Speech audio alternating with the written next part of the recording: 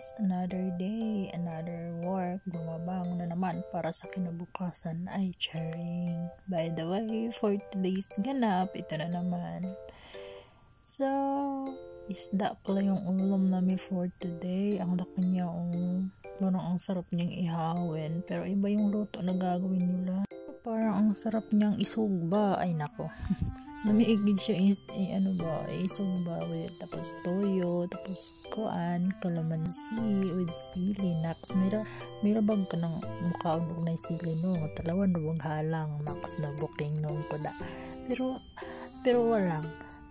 Namiigid siya bitaw. Ay, nindot kayo siya. Tambok kayo siya. Niya baga. Nindot kayo siya nga isda. OMG. Basta excited ko dyan ng limpyo. Ang gihimod ha. Ako siyang gihaplasan ng limon. Tapos gibutangan ng ahos. Para pampawala sa langsa niya. Bali umulan sa langsa mga 15 or 30 minutes. Hayaan lang na siya din ha.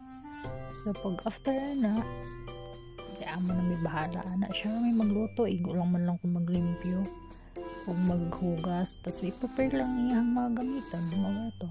After na naghugas-hugas na tagplato. Ang dami kasing work today. Tapos ng plato, maglilinis ng kaunti, lagay-lagay ng sabon. Ang lit-lit ng bahay pero ang daming trabaho. Oh my god, hindi lang talaga trabaho yung pinunta ko dito. Nako, kaya wag na lang tayong magreklamo.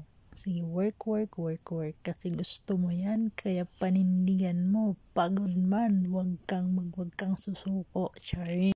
So hanggang dito na lang muna tayo guys. Bukas ulit. See ya!